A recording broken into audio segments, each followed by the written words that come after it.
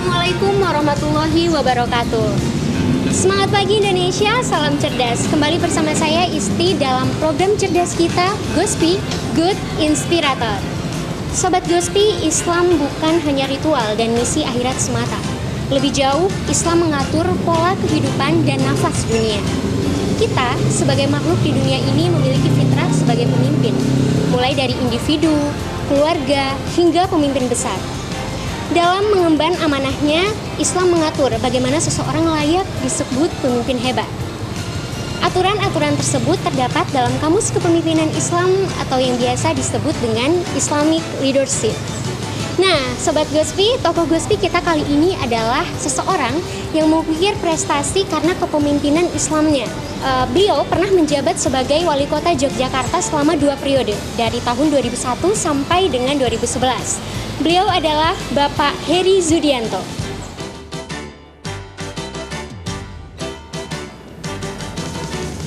Selamat pagi Bapak. Selamat pagi. Seperti yang kita ketahui bahwa Bapak pernah menjabat sebagai Wali Kota Yogyakarta selama 2 periode Bapak. Nah, bagaimana ini menurut Bapak secara tidak langsung ini merupakan reward yang luar biasa gitu? Ya, saya anggap sebagai tugas ya. Artinya kalimat reward itu bagi saya sebagai tugas saja. Tugas yang harus saya jalankan dan saya usahakan saya jalan sebaik-baiknya sebagai pelayan masyarakat Kota Jogja. Ya, jadi bekerja itu menurut saya suatu hal yang kalau diberi amanah yaitu kerjakan dengan baik. Berarti sebagai pelayan masyarakat Jogja gitu ya Bapak. Menarik sekali Sobat Gospi untuk lebih lanjut menyimak bagaimana sih kepemimpinan dalam pada masa jabatan Bapak Heri Zudianto. Nah, sebelum kita memulai bincang-bincang, untuk lebih memperkenalkan kita dengan Bapak Heri, kita simak video berikut.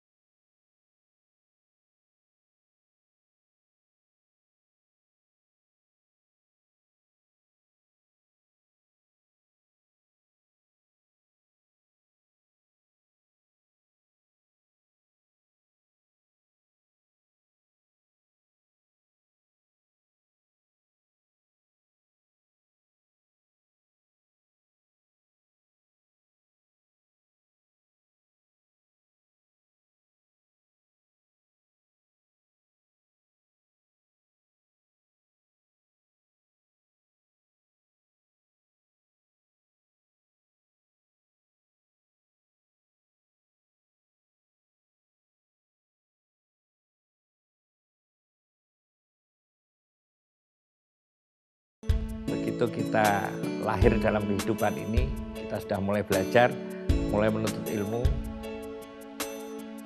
Kapan selesai? Saya kira tidak akan pernah selesai sampai kita berhenti dalam kehidupan ini. Kita belajar apapun yang kita jumpai, yang kita lihat, kita dengar, kita baca, itu bagian dari pendidikan. Iya Bapak, untuk menjadi seorang pemimpin, apakah ini kehendak Bapak sendiri atau ada dorongan dari pihak lain? Ya, waktu itu tentunya bagi saya jabatan itu sebagai sarana aja. Jadi kita harus punya obsesi dulu, punya visi atau punya suatu tekad ya. Jadi waktu itu ya dimulai dari ada suatu pemikiran saya, visi saya, bagaimana saya menganggap bisa Jogja lebih baik dengan gagasan-gagasan saya. Dari situlah saya merasa bahwa untuk menerjemahkan itu atau untuk mengimplementasikan itu memang saya perlu jadi wali kota. Ya, berarti merasa terpanggil gitu ya Pak untuk memimpin Jogja. Jogja. Jadi bukan jabatan itu bukan tujuan akhir ya, tapi sebagai alat aja, ya kan. Kalau saya ingin katakanlah jadi ahli agama ya jadi ustaz. Kalau saya ingin memperbaiki kota, ya mestinya harus jadi wali kota. Jadi itu adalah obsesi sesuatu yang kebayangan saya. Seandainya Jogja seperti ini gimana ya, seandainya seperti ini gimana ya, dan kondisi masyarakat seperti ini sebaiknya bagaimana ya. Jadi diberi dari dorongan intuisi untuk mencoba memberikan sesuatu dari diri saya untuk masalah dan masyarakat. Oke, luar biasa sekali Pak. Tentunya dalam sebuah kepengurusan itu memiliki program kerja Bapak. Nah, bagaimana Bapak mengatur atau membuat suatu rencana kerja itu sendiri? Jadi saya jawab ini aja lah. Prinsip pemimpin itu satu, harus punya visi, harus punya mimpi. Sokol bisa jauh ke depan karena pemimpin adalah antisipatif, bukan reaktif. Yang kedua, dia memang harus punya kemampuan untuk mendengar. Mendengar adalah bisa berkomunikasi dengan masyarakat dengan baik, ya. Karena dengan komunikasi itulah nanti bisa kita peroleh sesuatu yang pasti lebih baik daripada kita berpikir sendirian. Yang ketiga tentunya kita jangan takut ambil keputusan, karena keputusan tidak ada yang sempurna. Keputusan tidak ada yang semua orang setuju, semua orang mengangguk. Karena apa ya? Karena kita bicara keputusan itu pasti bicara sumber daya. Sumber daya Jogja terbatas. Kalau bicara kepentingan itu tidak ada batas atas. Iya, batasnya langit. Orang kalau bisa lebih baik. Sehingga kita harus ambil keputusan yang terbaik dari yang ada atau berkurang. Kadang-kadang yang paling tidak buruk dari yang buruk lainnya itu juga keputusan yang baik. Ya, keputusan yang baik itu bukan mengambil yang terbaik, tapi bisa juga mengambil yang paling tidak buruk dari keputusan buruk lainnya, itu juga keputusan yang baik. Kemudian yang keempat tentunya kita harus punya integritas, bahwa apapun yang kita lakukan tidak ada kepentingan pribadi, tidak ada konflik interest dan sebagainya. Nah, dalam proses itu apa kombinasi itu saya lakukan. Bagaimana saya juga punya visi, bagaimana saya juga harus terus menjalin interaksi dengan masyarakat untuk menyerap aspirasi mereka, pemikiran mereka. Tapi juga saya harus suatu saat momen tertentu harus ambil keputusan yang itu juga mungkin tidak memuaskan semua pihak. Oke, berarti kita harus memiliki visi dan misi yang baik dan juga kita harus selalu berkomunikasi dengan rakyat seperti itu Bapak. Tapi karena memang masyarakat sebetulnya mungkin mereka lebih tahu permasalahan yang mereka hadapi atau mereka lebih tahu apa yang sebenarnya dibutuhkan. Oke. Lalu selama kepemimpinan Bapak, apakah tantangan yang terbesar yang pernah Bapak jalani seperti itu? Ya. Saya kira tantangan terbesar bagi siapapun seorang pemimpin adalah bagaimana kepemimpinannya mampu memberi inspirasi dan mempengaruhi masalah lingkungan. Ya, jadi pemimpin itu adalah bukan masalah jabatan, tapi mengenai pengaruh dan inspirasi yang bisa diberikan pada lingkungannya. Nah, tantangan terberat seorang wali kota sebagai pelayan bagaimana mampu memberi inspirasi, pengaruh pada masyarakatnya untuk kita bergerak bersama untuk selalu bagaimana memberi kontribusi positif terhadap kota Jogja. Itu sudah tantangan dan itu mungkin di era saya belum selesai untuk bagaimana mengajak masyarakat untuk berbuat lebih untuk Jogja ini. Ya, jadi saya kira tantangan itu bukan PAD, bukan bisa bangun ini, tapi seberapa jauh kita mampu mengajak orang, mempengaruhi orang untuk bangkit, untuk jalan, untuk gerak bersama. Oke, luar biasa sekali ya. Berarti tantangannya itu bagaimana biar seorang pemimpin itu mempengaruhi bawahannya. Jadi kalau saya ditanyakan kita bangun Jogja apa bangun nilai? Ya, nilai itu bagi saya paling penting. Makanya di sekolah itu juga kita bangun knowing tapi being ya. Kalau hanya tahu tanpa nilai tidak ada artinya. Kalian tahu bak sampah itu tahu tempat sampah, tapi seberapa banyak orang yang membuang sampah, menaruh sampah di tempat sampah. Kita tahu zebra cross itu untuk penyeberang, tapi seberapa banyak orang yang mau cari zebra cross sebelum nyebrang. Iya. Dan bahwasanya pengemudi mobil yang tahu bahwa kalau orang nggak jaga zebra cross, pengemudi mobil itu harus berhenti, kendaraan lain harus berhenti. Kalau orang nyebrang memang zebra cross. Jadi bagi saya yang paling susah adalah membangun, bukan membangun seberapa banyak sampah, berapa banyak zebra cross, berapa banyak bangunan fisik yang harus kita cari. Tapi value itu bagi saya sangat. Ya, dari yang Bapak bicarakan tadi, seandainya nih dari kebijakan yang Bapak sudah buat, kemudian ada bawahan atau pengikut Bapak lah yang melanggar aturan atau yang kurang setuju dengan kebijakan Bapak. Nah, apa yang akan Bapak lakukan?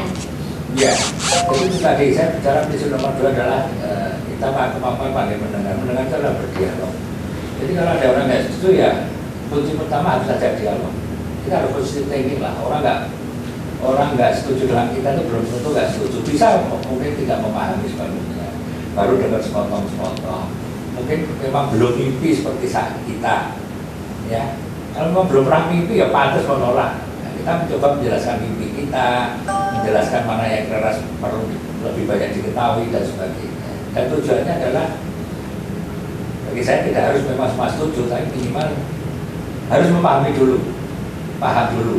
Dan kalaupun tetap tidak ada yang tidak setuju, yang minimal menghormati. Tapi kalau sudah keputusan, ya tentunya saya harus konsekuen. Kalau sudah keputusan, itu harus dijalankan. Karena bagi saya, prinsip nomor 3, pemimpin tidak boleh takut ambil keputusan. Tidak ada keputusan yang sempurna. Pasti ada pro dan kontra. Tapi kalau sudah kita pilih yang terbaik, ya itu jalankan. Betul sekali sahabat Gospi, ternyata membuat keputusan itu kita harus mempunyai konsisten untuk membuat keputusan. Nah, kemudian saya ingin bertanya Bapak bagaimana sih kepemimpinan ideal, karakteristik kepemimpinan ideal menurut Bapak?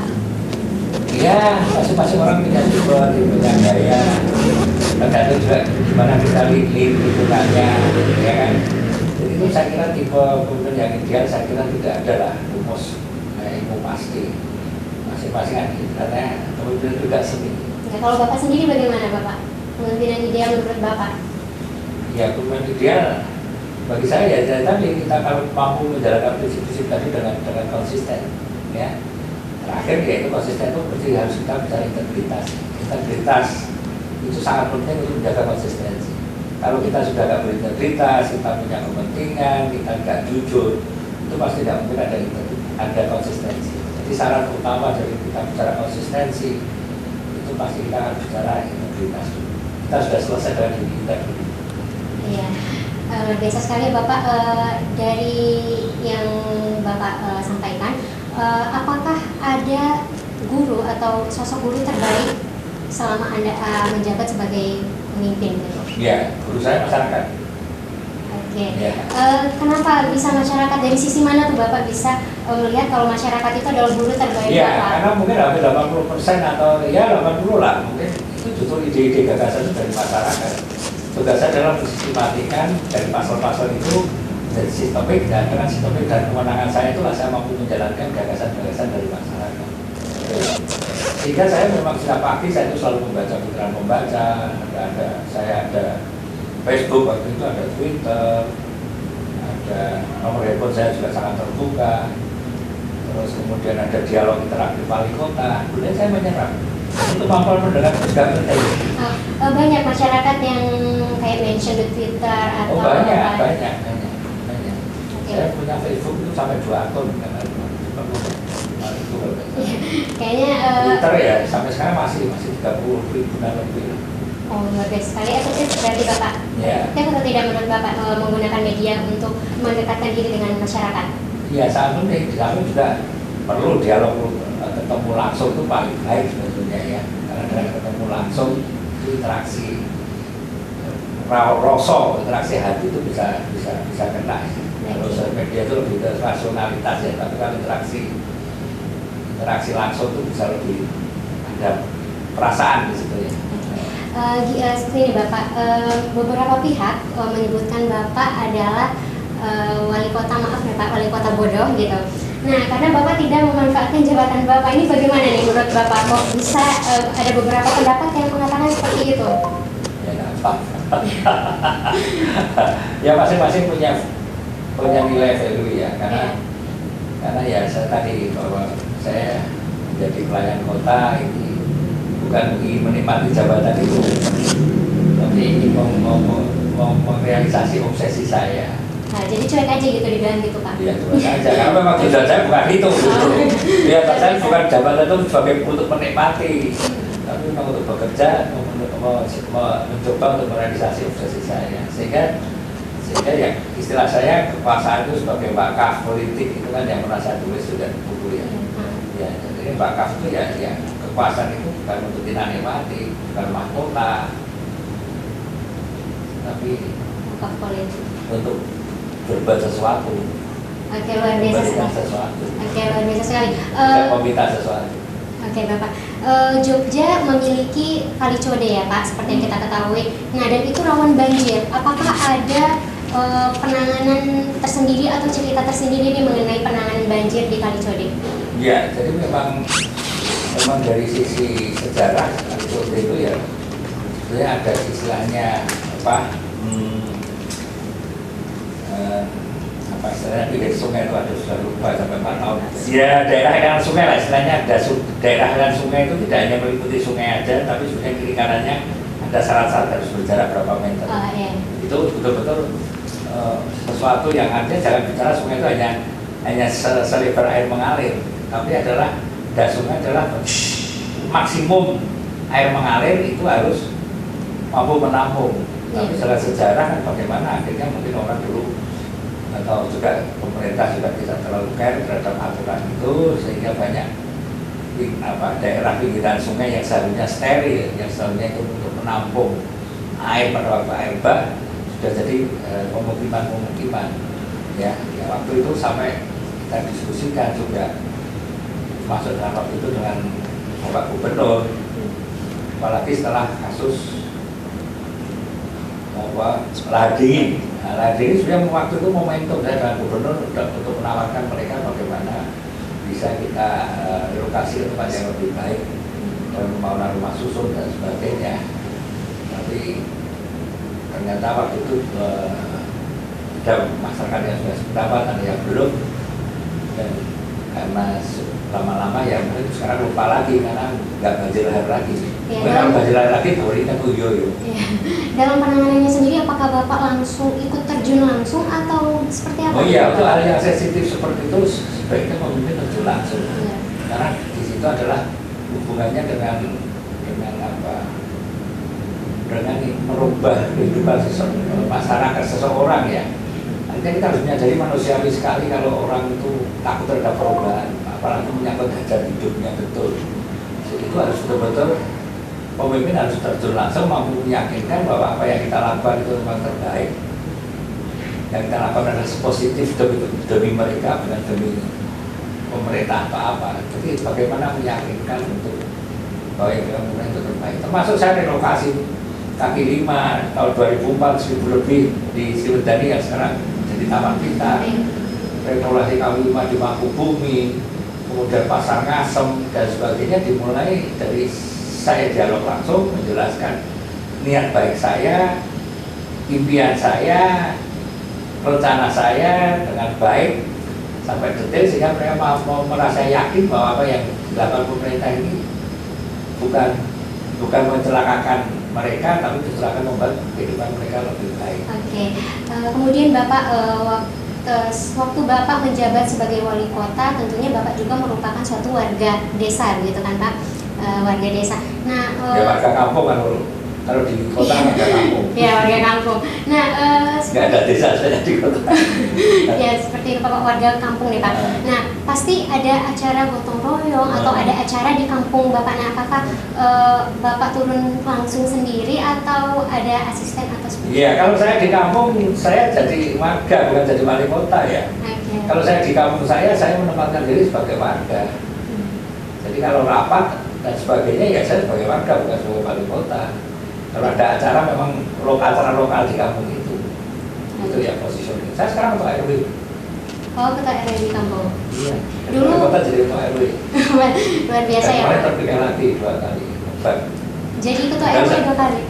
Padahal saya sudah nggak mau, tapi nggak ada yang ganti, ya udah. Oke, luar biasa sekali ya. Pak Heri kalau mau jadi RW, ya tidak apa-apa. Tidak, saya tidak merasa turun pangkat apa-apa. Karena jabatan itu bukan masalah sosial, jabatan itu bukan struktur sosial. Menurut saya bukan strata sosial ya, tapi pembagian tanggung jawab aja. Ya, jabatan itu pembagian tanggung jawab aja. Menurut saya bukan strata sosial yang harus seseorang yang masukkan dari apa jadi apa itu turun atau naik. Makanya mau jadi Adalah RT. pembagian aja, ya pembagian tanggung jawab aja. Dulu tanggung jawabnya sekota, ya sekarang sekampung. Oh gitu. Oke, seperti itu. Dan sama-sama bukan sama, dan sama-sama pentingnya. Wali kota nggak ada RW repot juga. Oh, berarti sama-sama penting RW sama wali kota Oh, ya sama menurut Bapak? penting. Coba RW bubarkan, wali kota kan bingung. Nggak Iya. bisa ngapa-ngapain. Ya, betul sekali ya.